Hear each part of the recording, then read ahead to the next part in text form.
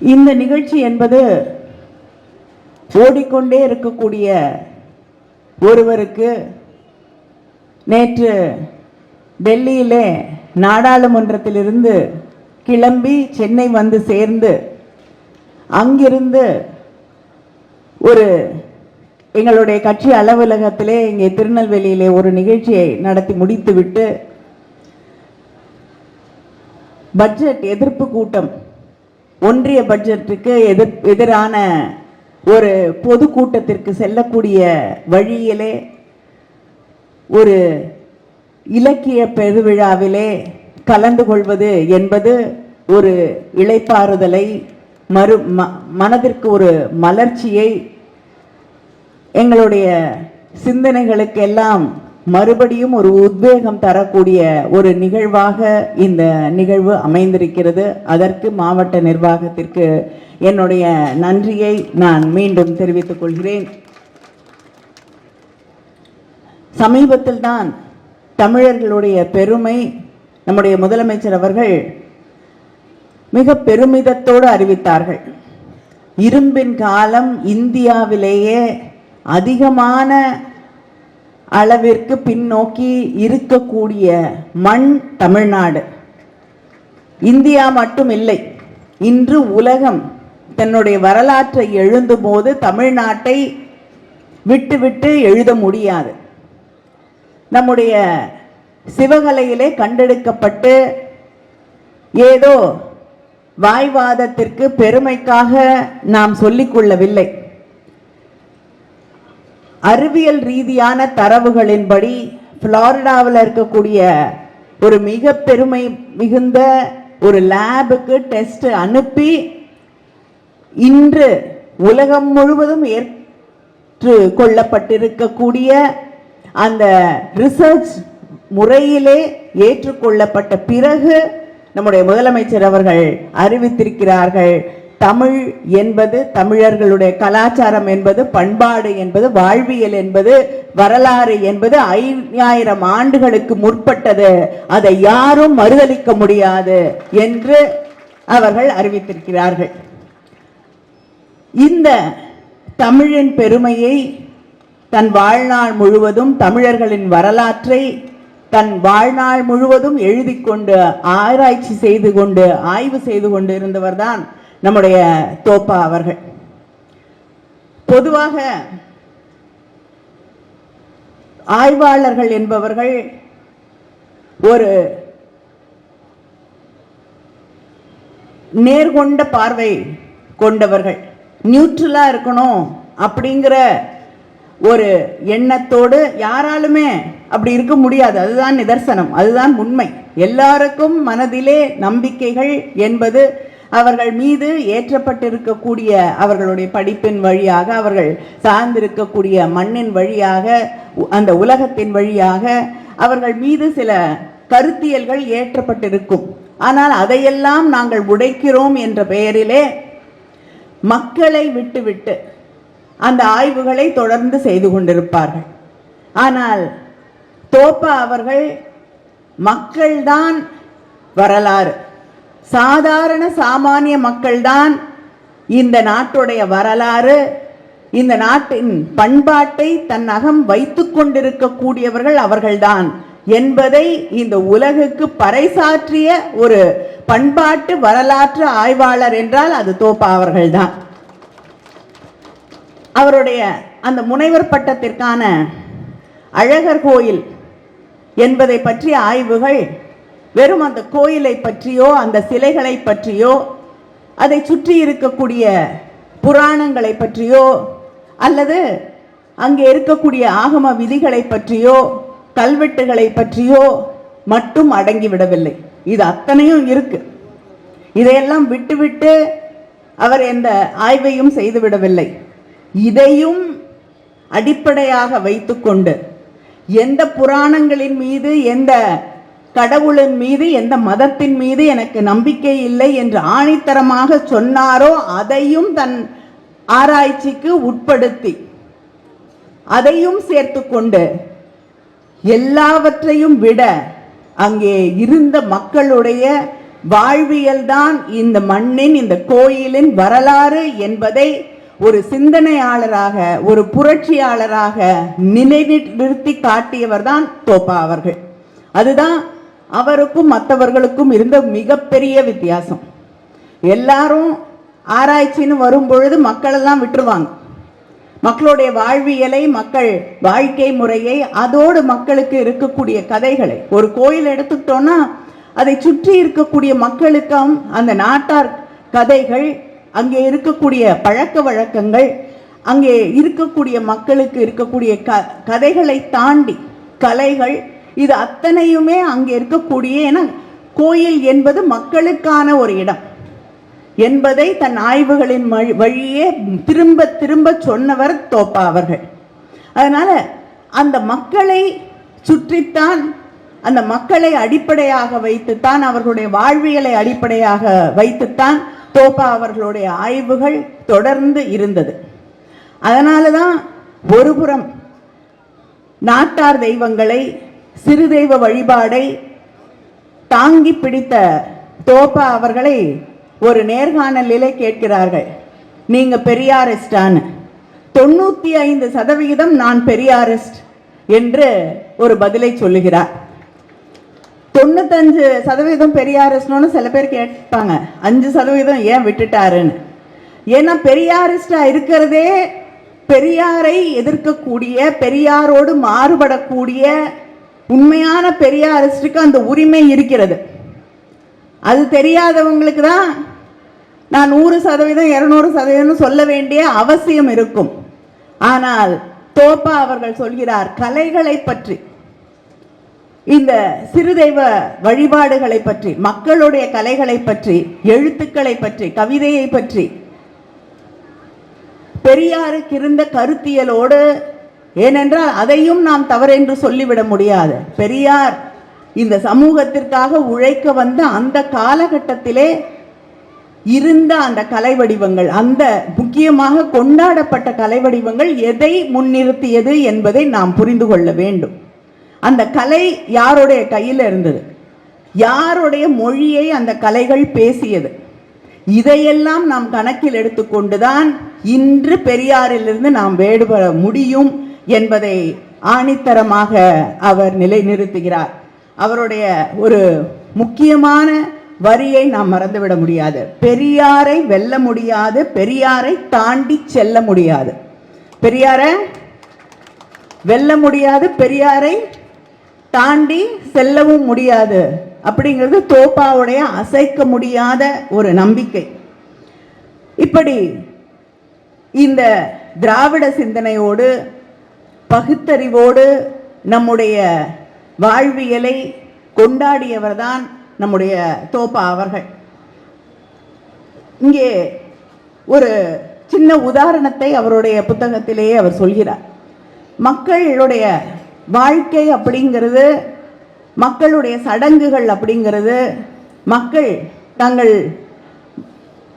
மிக கோர் அப்படின்னு தன்னுடைய ஜாதிகளாக இருக்கட்டும், ஏன்னா ஜாதிங்கிறது இந்த சமூகத்தில் தோப்பா அவர்களுடைய வார்த்தைகளில் நாம் பார்த்தோம் என்றால் அது மதத்திற்கு முந்தியது. நீங்க மதத்தை கூட மாறிடலாம், ஆனா ஜாதியை விட்டு இந்த சமூகம் உங்களை விலக விடாது, அதை நீங்கள் மாற்றிவிட முடியாது அப்படிங்கிறத தொடர்ந்து சொல்லி கொண்டிருந்தவர் தான். இது இந்த ஜாதி அப்படிங்கிற அழுத்தம் இந்த மதத்தை எல்லாம் கடந்து மதத்திற்கெல்லாம் முந்தியது என்று சொல்லக்கூடிய அவர். அதனாலதான் பெரியார் ஜாதியை எதிர்த்தார். அந்த ஜாதியை நிலைநிறுத்தக்கூடிய எது, இந்த ஜாதியை ஒழிக்கணும் அப்படின்னு நினைக்கிறார் பெரியார்.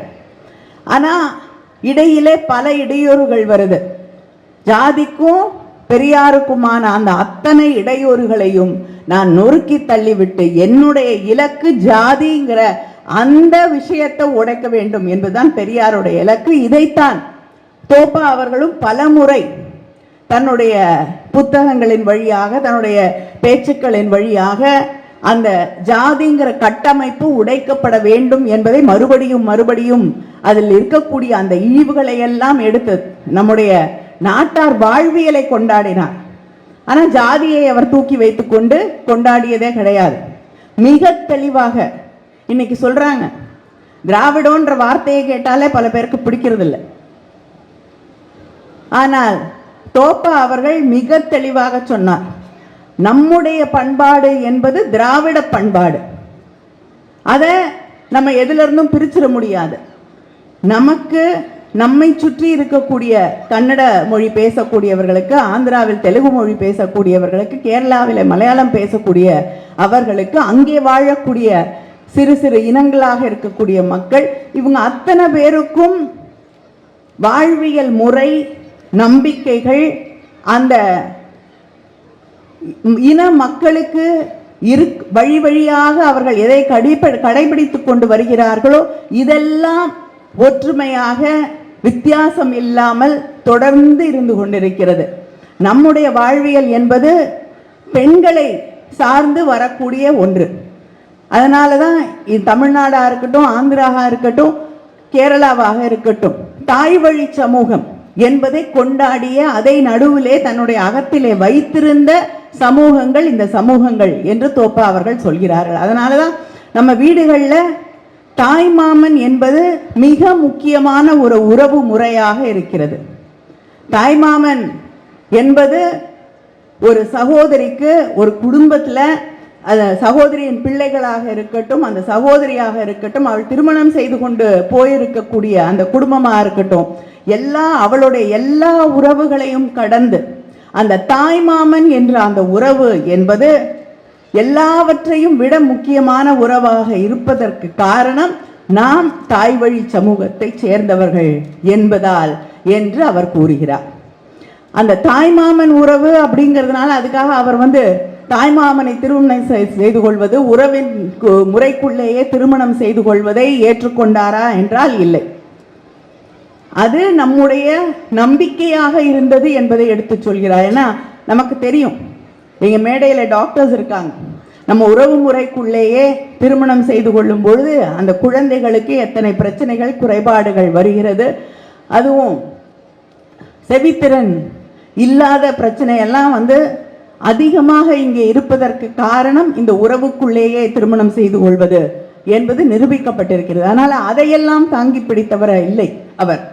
ஆனால் மனிதர்களை புத்தகமாக, ஒவ்வொரு மனிதனுக்குள்ளும் ஒரு புத்தகம் இருக்கிறது. புத்தகத்தை படித்து மட்டுமே பலன் இல்லை, புத்தகங்களையும் படித்தார், புத்தகங்களையும் படிக்க வேண்டும் என்று சொன்னார். மிக பெருமையாக இன்னைக்கு அந்த படிக்கக்கூடிய, நான் திருநெல்வேலியில் சொல்ல முடியாது, ஏன்னா நீங்கள் படிக்கிறீங்க.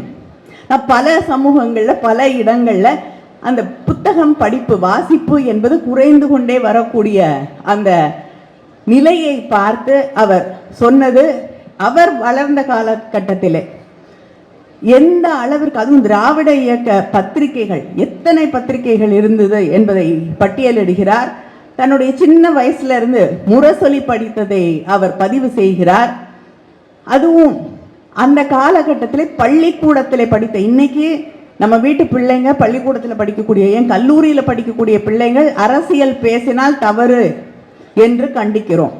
ஆனால் அவர் வளர்ந்த காலகட்டத்தில் 8, 9, 10 படிக்கக்கூடிய மாணவர்கள் அரசியல் பேசினார்கள், அரசியல் தர்க்கங்கள் செய்தார்கள், தங்களுக்கு இடையே கருத்தியல் சண்டைகள் இட்டுக் கொண்டார்கள். அதனால தான் இன்னைக்கு தமிழ்நாடு இன்றும் சிந்திக்கக்கூடிய உரிமை பெற்றிருக்கக்கூடிய மாநிலமாக இருக்கிறது என்றால் அந்த சிந்தனை இங்கே, அந்த உரிமை இங்கே வித்திடப்பட்டது. முரசொலி படித்தேன், முரசொலி படித்த நாங்கள் தொடர்ந்து படித்து ஒரு 7-8 பேர் பேரறிஞர் அண்ணா தேர்தலிலே தோற்றுவிட்டார் என்று சொன்னபொழுது நாங்கள் எங்களுடைய விளையாட்டு மைதானத்தின் நடுவே நின்று அழுதோம். பள்ளிக்கூடத்தில் படிக்கக்கூடிய 8ஆம் வகுப்பில் படிக்கக்கூடிய ஒரு 7-8 பிள்ளைங்க அண்ணா தேர்தலிலே தோற்றுவிட்டார் என்று கேட்டபொழுது நின்று அழுதோம் என்று பதிவு செய்கிறார். அதே நேரத்தில் எங்களுடைய வாசிப்பு, எல்லா விஷயங்களையும் புரிந்து கொள்ளக்கூடிய, கேள்வி கேட்கக்கூடிய, தெரிந்து கொள்ள வேண்டும் என்ற, அரசியலை புரிந்து கொள்ள வேண்டும் என்று எங்களுக்கு இருந்த ஆர்வம் என்பதை பற்றி அவர் மிக தெளிவாக பதிவு செய்கிறார். அவர் ஒவ்வொரு சடங்கிலும் அங்கே இருக்கக்கூடிய அந்த மக்களுடைய வாழ்வியலை கண்டார். ஒரு திருநெல்வேலியிலே ஜாதியால் பிரிக்கப்பட்டிருக்கக்கூடிய தெருக்கள், அந்த கட்டமைப்பிலிருந்து தன்னை விடுவித்துக் கொள்ளாத அந்த ஒரு பகுதியிலே இருக்கக்கூடிய மக்கள் இறைந்திருக்கக்கூடிய ஒரு பகுதியிலே ஒரு இளைஞன் இறந்து விடுகிறார். அந்த இளைஞனின் மனைவி ரொம்ப சின்ன பொண்ணு. எல்லோரும் பெண்கள் எல்லாம் வீட்டுக்குள்ளே இருந்து அழுது கொண்டிருக்கிறார்கள். வெளியில ஆண்கள் உட்கார்ந்திருக்கிறார்கள். திடீர்னு அந்த வீட்டுக்குள்ள இருந்து ஒரு வயதான மூதாட்டி வருகிறார். வந்து ஒரு சொம்புல தண்ணி எடுத்துட்டு வராங்க. கொண்டு வந்து ஆண்களுக்கு மத்தியிலே அந்த சொம்பை வைத்து விட்டு அந்த சொம்பிலே இருக்கக்கூடிய தண்ணிக்கு மேல பிச்சி பூன்னு சொல்லுவாங்க இல்லையா, அந்த பிச்சி பூவை முதல்ல ஒரு பூவை போடுறாங்க, அடுத்து இன்னொரு பூவை போடுறாங்க. அந்த 2 பூவை போட்ட உடனே அந்த கூட்டம் ஒரு அதிர்ச்சியோடு பார்த்து கொண்டிருக்கிறது. 3வது பூவை போடுறாங்க. 3வது பூவை போட்டுட்டு எல்லாரையும் நிமிர்ந்து பார்த்து விட்டு அந்த தண்ணீர் செம்பில இருக்கக்கூடிய தண்ணீரை கொட்டி விட்டு அந்த பெண் அந்த செம்பை எடுத்துக்கொண்டு உள்ளே போகிறார். அங்கே இருக்கக்கூடிய அந்த ஆண் கூட்டம் இந்த செம்பில் 3 பூ போடப்பட்டதை தெளிவாக பார்த்து பதிவு செய்து கொள்கிறது. அப்பொழுது தோப்பா அருகிலே இருக்கக்கூடிய ஒருவரிடம் கேட்கிறார், இது என்னது இது? ஏன் இந்த அம்மா ஒரு சொம்பை எடுத்துட்டு வந்து எல்லாருக்கும் மத்தியில வச்சு அதுல 3 பூ போட்டுட்டு போறாங்கன்னு. இதற்கு என்ன அர்த்தம் என்றால், இறந்து போய்விட்டாரே அவருடைய மனைவி 3 மாதம் கர்ப்பமாக இருக்கிறார் என்று அர்த்தம். இதையே இந்த இடத்துல வந்து சொல்ல வேண்டிய அவசியம் என்ன என்று தோப்பா கேட்கும் பொழுது, 7 மாதம் கழித்து இந்த பெண் ஒரு குழந்தையை பெற்றெடுக்கும் பொழுது இந்த சமூகம் அவளை தவறாக பேசிவிடக் கூடாது என்பதற்காக இன்றே இறந்து போன அந்த மனிதனின் குழந்தை இவள் வயிற்றிலே இருக்கிறது என்பதை இந்த சமூகத்திற்கு உறக்க சொல்லிவிட்டு இந்த மொழியிலே ஒரு வார்த்தை சொல்லல. யார்கிட்டையும் போய் எதையும் தெளிவுபடுத்தி கொண்டிருக்க வேண்டிய அவசியம் இல்லை. ஒரு சின்ன சமிக்கை, அதன் வழியாக அந்த பெண் இந்த பிறக்கக்கூடிய அந்த குழந்தையுடைய தகப்பன் யார் என்பதை நிலைநிறுத்தி விட்டு போகிறார் என்று தோப்பாவுக்கு சொல்லுகிறார்கள். அவர் வியந்து போகிறார். ஒரு சமூகத்துல ஒரு குழந்தைக்கு தகப்பன் பேர் என்ன என்பது எவ்வளவு முக்கியம் என்பதை இந்த சமூகம் ஒரு ஆணாதிக்க சமூகம், அதனால அது எவ்வளவு முக்கியம் நம்ம அத்தனை பேருக்கும் தெரியும். அப்படிப்பட்ட ஒரு சூழலிலே ஒரு சாதாரண ஒரு பெண் இவ்வளவு பெரிய செய்தியை அங்கே பதிய வைத்து விட்டு போவது, இது எவ்வளவு பெரிய ஒரு கலாச்சார அசைவு, இது எவ்வளவு ஒரு பெரிய ஒரு பண்பாட்டின் செய்தி என்பதை அவர் பதிய வைக்கிறார். இப்படி எத்தனையோ விஷயங்கள். அழகர் கோயில் பற்றி அவர் எழுதும்போது அங்கே இருக்கக்கூடிய சமூகங்கள், அங்கே இருக்கக்கூடிய கள்ளர் சமூகமோ யாதவர் சமூகமோ ஒதுக்கப்பட்டு இருக்கக்கூடிய சமூகங்களுக்கும் அந்த கோயிலுக்கும் இருந்த உறவு, அந்த திருவிழா காலங்களிலே அவர்கள் தொடர்ந்து அந்த கோயிலோடு கொண்டிருந்த அந்த உறவு, இதை பதிவிடும் அதே நேரத்திலே அவர் சொல்கிறார், இந்த பெருந்தெய்வ வழிபாடுகள் வேற வார்த்தை இல்லாம நான் பயன்படுத்துறேன்றார். ஏன்னா மதம் சார்ந்து இருக்கக்கூடிய அந்த பெரு தெய்வங்கள் என்பது சாதாரண சாமானிய மக்களுடைய வாழ்க்கையை பிரதிபலிக்கக்கூடிய தெய்வங்கள் இல்லை. அது அதிகாரத்தில் இருக்கக்கூடிய மக்களுடைய வாழ்வியலை, யாரெல்லாம் அதிகாரத்தை தன்னுடைய கையிலே வைத்துக் கொண்டிருக்கிறார்களோ அதை பிரதிபலிக்கக்கூடிய தெய்வங்களாக, ஒரு மதத்தை சார்ந்திருக்கக்கூடிய தெய்வங்களாக அவர்கள் இருக்கிறார்கள். ஆனால் சிறு தெய்வங்கள், நாம் மாடன் காடன் என்று அழைக்கக்கூடிய அந்த தெய்வங்கள், ஒவ்வொரு ஊரிலும் இருக்கக்கூடிய கன்னி தெய்வங்கள், தாய் வழி தெய்வங்கள், இதெல்லாம் மிக சாதாரணமாக சாதாரண மக்கள் தினம் நீங்க வந்து கொண்டாட வேண்டிய அவசியம் இல்லை. வருஷத்துக்கு ஒரு நாள் திருவிழா நடக்கும். அந்த திருவிழாவின் போது அந்த மக்கள் எதை சாப்பிட்றாங்களோ, அந்த மக்கள் எதை உடுத்துறாங்களோ, அந்த மக்களுக்கு என்ன பிடிக்கிறதோ அதுதான் அங்கே இருக்கக்கூடிய அந்த தெய்வங்களுக்கும் படைக்கப்படுகிறது. அதே நேரத்தில் அந்த தெய்வங்களுக்கு பூசை செய்யக்கூடியவர்கள் அன்னைக்கு ஒரு நாள் தான் அவங்க பூசாரி, அன்னைக்கு ஒரு நாள் தான் அவர்கள் கொண்டாடப்படுகிறார்கள், அன்றைக்கு ஒரு நாள் தான் இந்த சமூகத்திலிருந்து அவர்கள் மேலே தூக்கப்பட்டு மற்றவங்களெல்லாம் அவங்களுக்கு கீழே அவர்களை கொண்டாடக்கூடிய ஒரு நிலை இருக்கிறது. திருவிழா முடிஞ்ச அடுத்த நிமிஷம் அவங்க சாதாரண சாமானிய மக்களோடு, அந்த ஊர் மக்களோடு ஒருவராக மாறிவிடுகிறார்கள். இதுதான் பெருதெய்வ வழிபாட்டிற்கும் சிறு தெய்வ வழிபாட்டிற்கும் இருக்கக்கூடிய வித்தியாசம் என்பதை தோப்பா அவர்கள் மிக அழகாக நமக்கு தொடர்ந்து சொல்லக்கூடிய எத்தனையோ செய்திகள் அவருடைய புத்தகங்களில் இருந்து, அவருடைய நேர்காணல், மிக முக்கியமாக அவருடைய நேர்காணல்கள் என்பது அது நம்மோடு உரையாடக்கூடிய, அவருடைய நேர்காணல்களை படிக்கும் பொழுது அதில் இருக்கக்கூடிய கருத்துக்கள் என்பது நம்மோடு அந்த உரையாடல் நடந்து கொண்டிருக்கும். அந்த கேள்வி கேட்கக்கூடியவருக்கும் அவருக்குமான உரையாடல் இல்லை, அது நீங்கள் படிக்கும் பொழுதுதான் அதை உணர்வீர்கள். தோப்பா அவர்களுடைய நேர்காணல்கள் என்பது அந்த வாசகருக்கும் அவருக்குமான ஒரு உரையாடல்.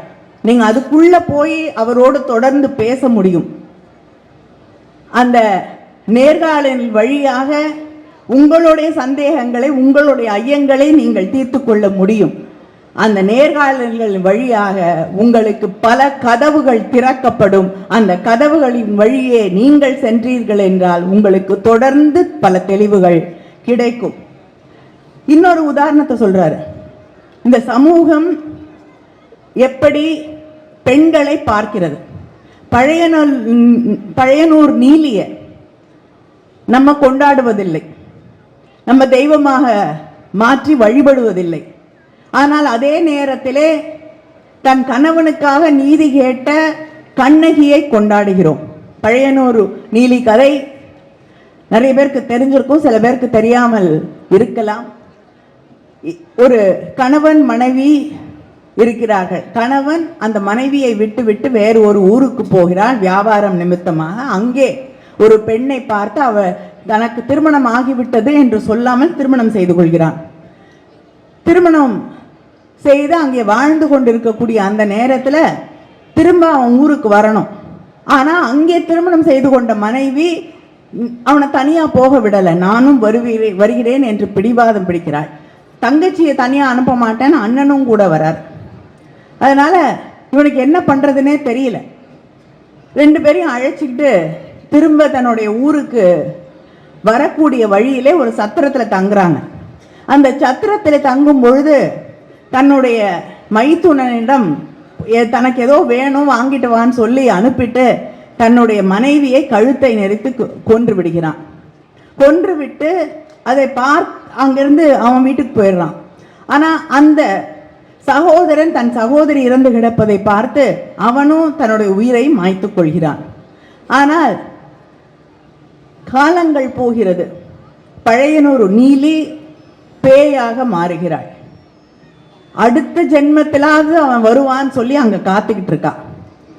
அடுத்த ஜென்மத்திலே ஒரு வியாபார குடும்பத்தில் பிறக்கக்கூடிய அவன் பிறந்த பொழுதே சொல்கிறார்களாம், இவனுக்கு வடக்கு திசையிலே போனா பிரச்சனை வரும், உயிருக்கு ஆபத்து என்று.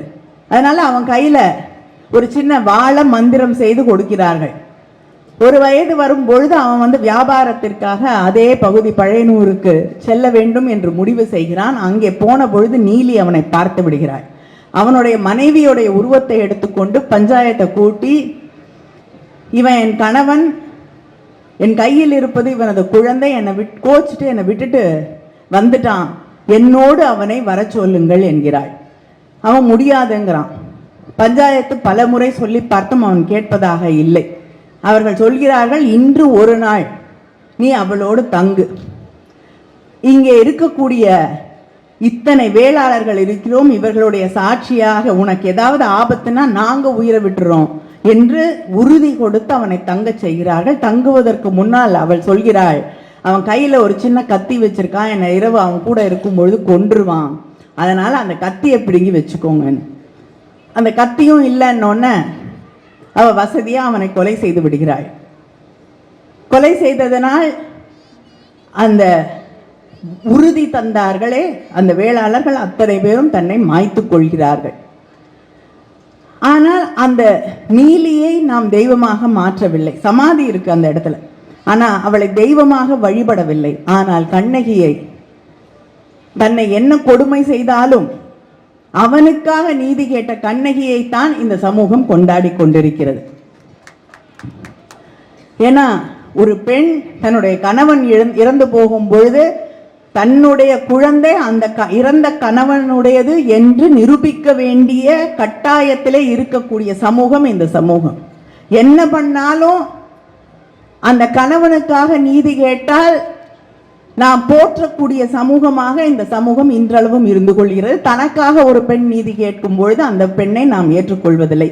இதற்குத்தான் பெரியார் இன்றும் தேவைப்படுகிறார். பெரியாரை நாம் வெல்ல முடியாது.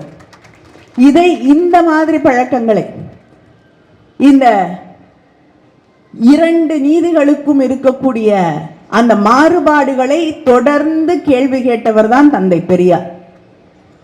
ஒவ்வொரு விஷயத்தையும் இந்த சமூகம் அதிர்ச்சி அடையக்கூடிய பல விஷயங்களை நீங்கள் அதிர்ந்தாலும் கவலை இல்லை, எனக்கு வாக்கு அரசியலிலே நம்பிக்கை இல்லை, தேவையும் இல்லை என்று செய்து காட்டிய பெரியவர் தான் தந்தை பெரியார் அவர்கள். அந்த பெரியாரை தன்னுடைய வாழ்க்கை முழுவதும் கொண்டாடி ஒரு காலகட்டத்தில் ஒரு கேள்வி கேட்குறாங்க தோப்பாவை பார்த்து, இப்போ திடீர்னு பெரியாரை நிறைய பேர் விமர்சிக்கிறாங்களே அப்படின்னு.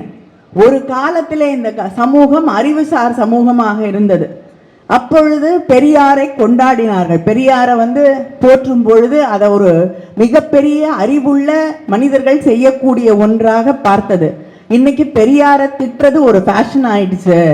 அதனால இது புரியாமையிலிருந்து அறியாமையிலிருந்து வரக்கூடிய ஒன்று என்று அவர் பதிவு செய்கிறார். மதங்களை எப்படி சைவம் ஒரு அரசின் மதமாக இருந்தது, அதே நேரத்தில் வைணவம் மக்களுடைய மதமாக, எந்த அரசும் பெரிய கொண்டாடாத ஒரு மதமாக. ஏன்னா இங்க இருக்கக்கூடிய அரசர்கள் எல்லாருமே சைவ வழிபாட்டு வழியாக வந்திருக்கக்கூடியவர்கள்.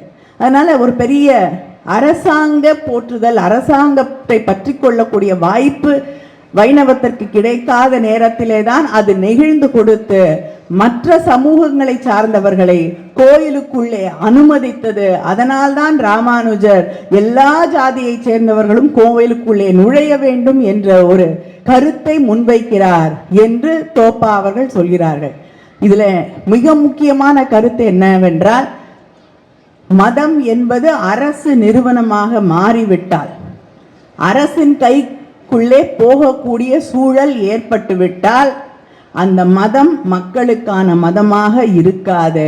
அது அரசிற்காக அதிகார வர்க்கத்தின் மதமாக மாறிவிடும்.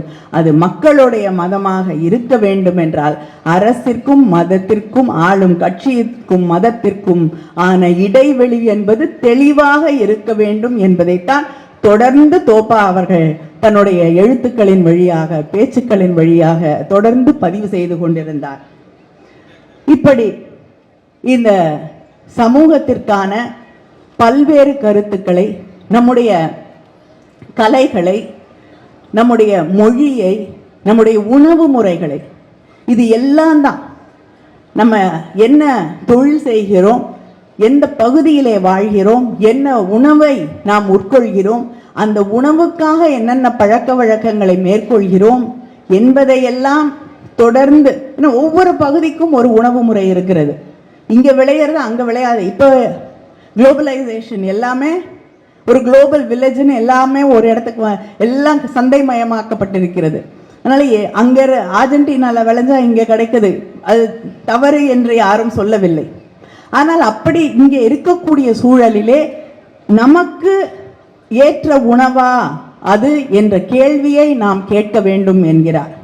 அதே போல இன்று சந்தை மயமாகி கொண்டிருக்கக்கூடிய இந்த உலகத்திலே ஒரு காலகட்டத்தில் குழந்தைங்க பொம்மை வாங்கி கொடுப்பாங்க. ஆனா அதை தாண்டி தனக்கான விளையாட்டு பொருட்களை அவர்களேவும் தயாரித்துக் கொள்வார்கள். ஒரு குச்சி எடுத்து 2 பனங்காய்களை, காய்ந்து போன பனங்காயை கட்டி அவங்க ஒரு வண்டி வச்சு ஓட்டிட்டு போவாங்க. ஆனால் இதெல்லாம் இப்ப பார்க்க முடியல. தங்கள் குழந்தைகள் தனக்கான பொருட்களை தானே தயாரித்துக் கொள்ளக்கூடிய, அதை பற்றி சிந்திக்கக்கூடிய அந்த கிரியேட்டிவிட்டியை இன்னைக்கு இந்த சந்தைகள் சிதைத்து கொண்டிருக்கிறது என்பதை தொடர்ந்து பதிவு செய்கிறார். அது மட்டும் இல்லாமல் இந்த கார்ப்பரேட் நிறுவனங்கள் நம்முடைய நம்பிக்கைகள், நம்மை ஒரு உப்பு, நம்முடைய உப்பை நம்ம தயாரித்து நாம் வழி வழியாக உட்கொண்டு கொண்டிருக்கிறோம். திடீர்னு ஒரு பெரிய நிறுவனம் வந்து உப்பு சாப்பிட்றவனை பார்த்து நிறுத்து, இது தப்பு, இந்த உப்புல இது இருக்கா அது இருக்கான்னு கேள்வி கேட்கும் போது இதைவிட பெரிய ஒரு வயலன்ஸ் இருக்கான்னு அவர் கேள்வி கேட்கிறார். அதே போல இந்த களிம்பை பூசுங்கள் வெள்ளையாவீங்க, அந்த களிம்பை பூசுன்னு வெள்ளையாவேன்னா உன்னுடைய நிறத்தை,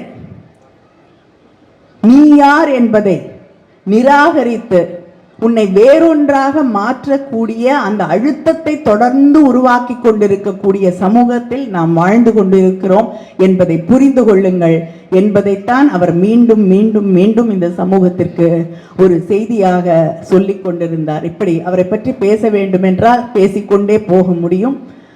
அவருடைய கருத்துக்கள், புத்தகங்கள் என்பது ஒரு அடிப்படையிலே இந்த சமூகம் சார்ந்த வாழ்வியலை கொண்டாடிய எழுத்துக்கள், அவருடைய எழுத்துக்கள்.